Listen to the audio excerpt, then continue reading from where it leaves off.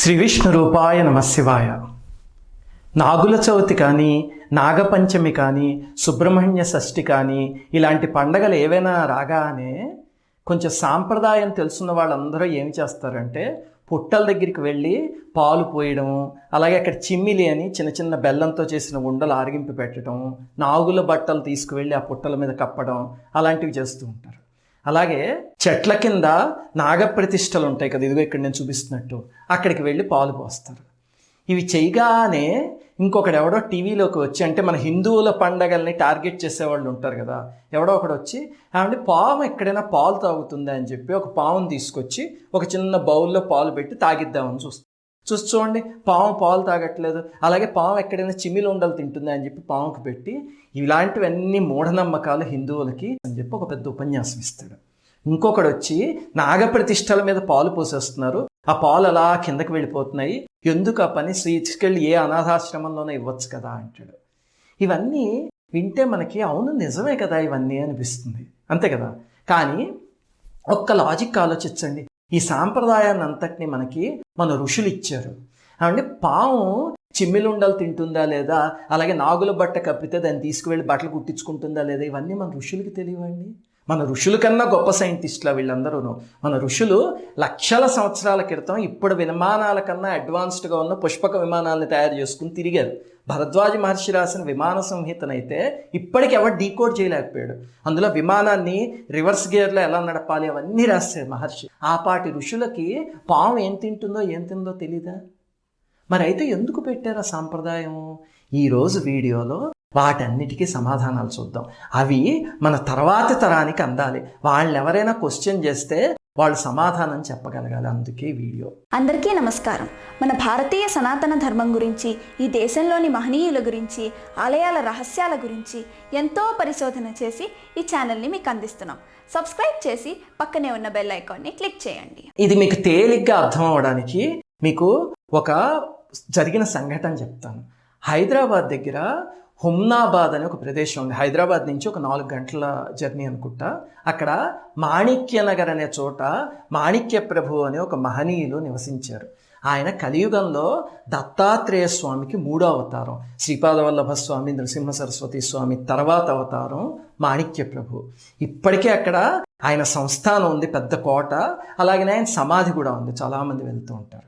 ఆ ప్రభువు జీవించున్న రోజుల్లో ఏమైందంటే ఆయన రోజు దర్బారు తీరేవారు అనమాట. అంటే కొన్ని వందల మంది వచ్చి దర్బార్లో కూర్చుంటే వాళ్ళకి మంచి మాటలు చెప్పడం అలాంటివి, మహామహిమాన్వితులైన. అయితే ఒకసారి ఒక ఆయన వాళ్ళ కుమారుణ్ణి తీసుకుని వస్తాడు.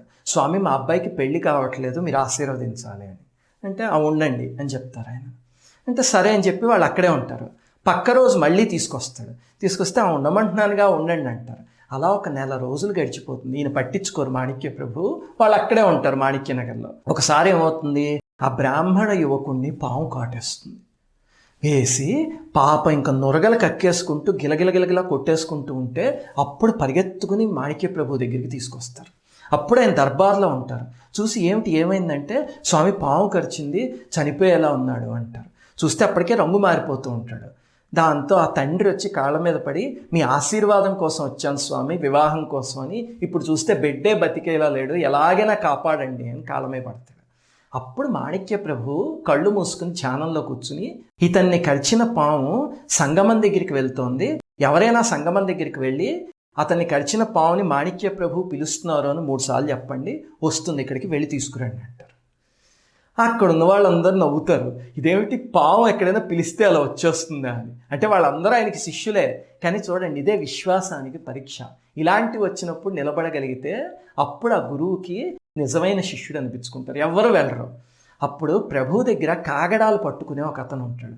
అతను, ప్రభు నేను వెళ్తాను, మీ మాట అంటే వేదవాక్కు, మీరు సాక్షాత్ దత్తాత్రేయ స్వామి, మీరు పిలిస్తే పాము ఏమిటి, సింహమేనో వస్తుంది అంతే అని చెప్పి సంగమం దగ్గరికి వెళ్తాడు. అక్కడ పాము ఏమీ కనిపించకపోతే సర్లే ఆయన చెప్పారు కదా ఎందుకో అని చెప్పి దండం పెట్టి, ఆ బ్రాహ్మణ యువకుడిని కరిచిన పాము నేను మాణిక్య ప్రభు పిలుస్తున్నారు అని చెప్పి కన్నడలో చెప్తాడు. 3 సార్లు చెప్పేసరికి ఎక్కడి నుంచి వస్తుందో తెలియదండి, బుస్సుమని పెద్ద పాము పొదల్లోంచి వస్తుంది. అంతే భయం వేసి పరిగెత్తుకుని వచ్చేస్తాడు. వస్తే అతను వెనకాల వస్తుంటే బాబోయ్ తరుగుతోందేమో అని చెప్పి భయపడిపోయి వచ్చేస్తాడు. సంస్థానానికి వచ్చాక ఆయన నువ్వు పక్కన నించో అంటారు.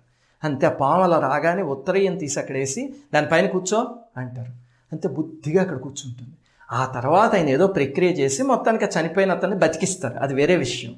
ఇంతకీ ఈ సంఘటనలో ముఖ్యంగా ఆలోచించాల్సింది ఏమిటంటే, ఆయన వెళ్ళి కబురు పెడితే పాము ఎలా వచ్చేస్తుందండి? దానికి ఏమైనా చెవులు ఉంటాయా, లేకపోతే కన్నడ నేర్చుకుందా? కన్నడలో చెప్తే పాము వెనకాలే వచ్చేయడానికి ఎలా వచ్చింది?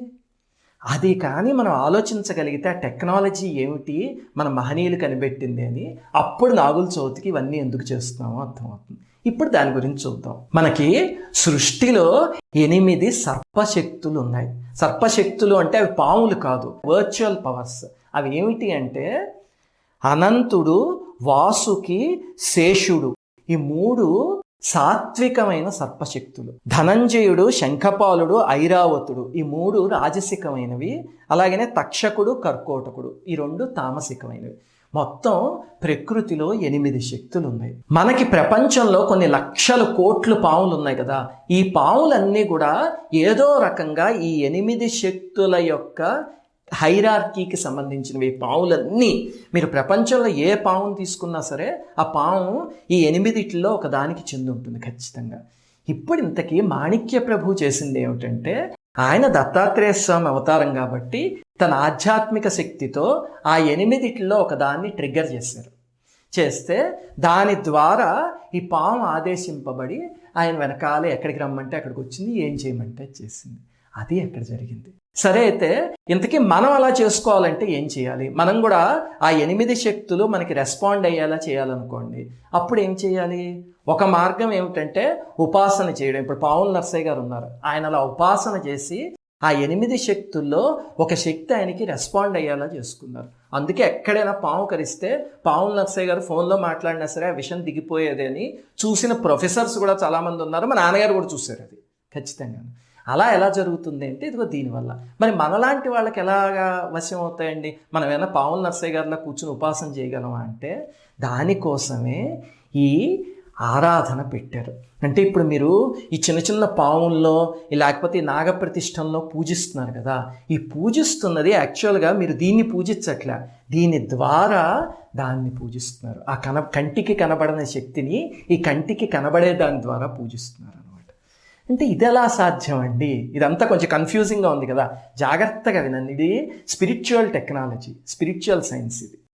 ఇది ఎలాగా అంటే మీకు ఒక ఉదాహరణ చెప్తాను. మనందరం సాఫ్ట్వేర్ వాళ్ళం కదా, నేనైనా సరే మీరైనా సరే. నా ఛానల్లో లక్షలాది మంది సాఫ్ట్వేర్ సబ్స్క్రైబర్స్ ఉన్నారు. అందుకని మీకు అర్థమయ్యేది ఒక తేలిక ఎగ్జాంపుల్ చెప్తాను. ఇప్పుడు మీరు ఒక రెస్ట్రిక్టెడ్ కార్పొరేట్ నెట్వర్క్లో ఉన్నారనుకోండి, అది మొత్తం రెస్ట్రిక్ట్ చేసేస్తున్న నెట్వర్క్.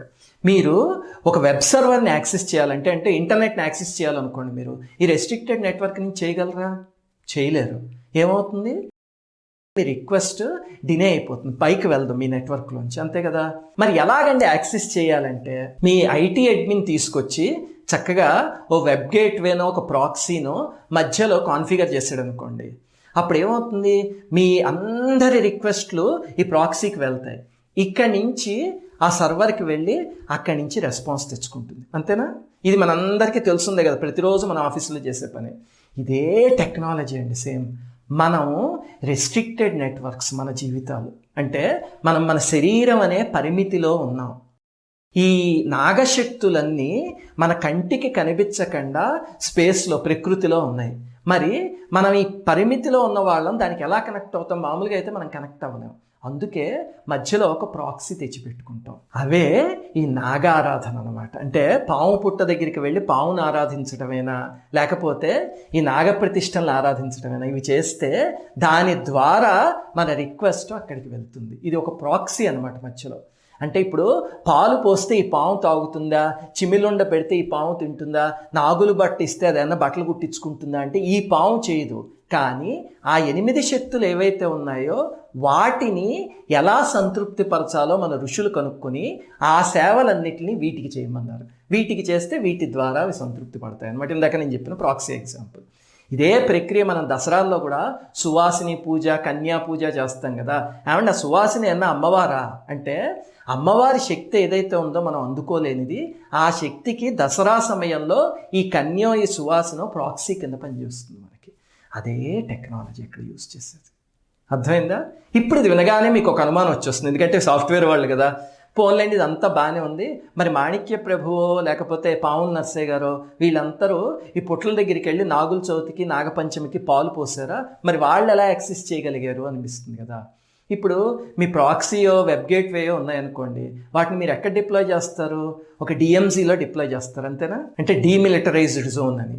అలాగా ఆ డిఎంజీలో ఉన్న వాళ్ళు అంటే మన దేహానికైతే పరిమితి ఉండి మన రెస్ట్రిక్టెడ్ నెట్వర్క్లో ఉన్నాం, ఆ మహనీయులు అపరిమితమైన డిఎంజీలో ఉన్నారు. అందుకని వాళ్ళు ఎటు కావాలంటే అటు కనెక్ట్ అయిపోగలరు. మనలాంటి వాళ్ళు కనెక్ట్ అవ్వాలంటే మాత్రం ఈ మార్గం కావాలి. అందుకని ఈసారి నాగుల చవితికి అందరూ చక్కగా వెళ్ళి ఈ ప్రతిష్ఠ దగ్గరికి కానీ పుట్ట దగ్గరికి కానీ ఆరాధన చేసుకురండి.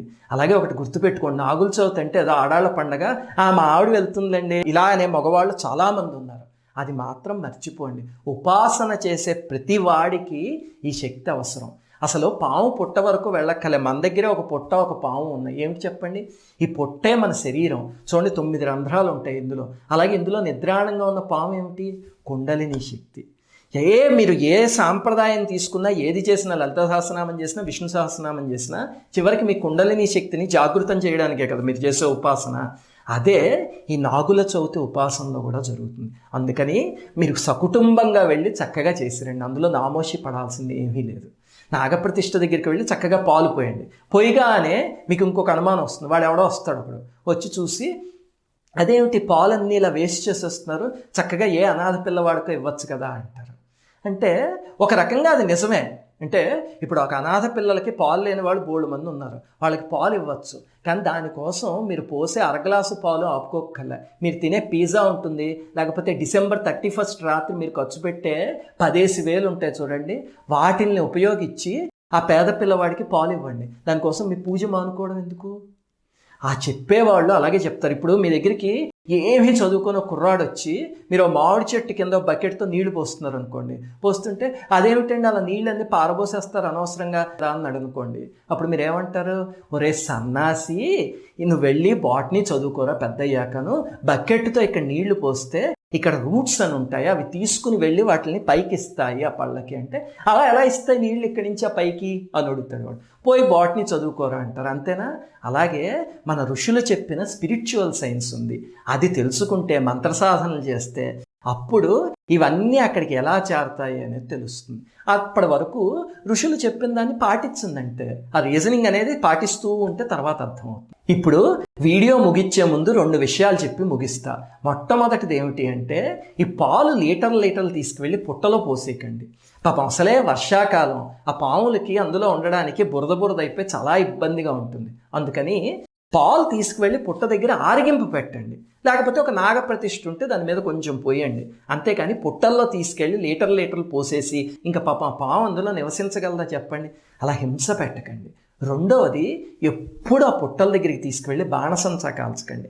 కొంతమంది అదేదో భక్తి అనుకుని ఈ 100 వాలాలు 1000 వాలాలు ఉంటాయి, ఇవి తీసుకెళ్ళి ఆ పుట్టల దగ్గర కాల్చేస్తూ ఉంటారు.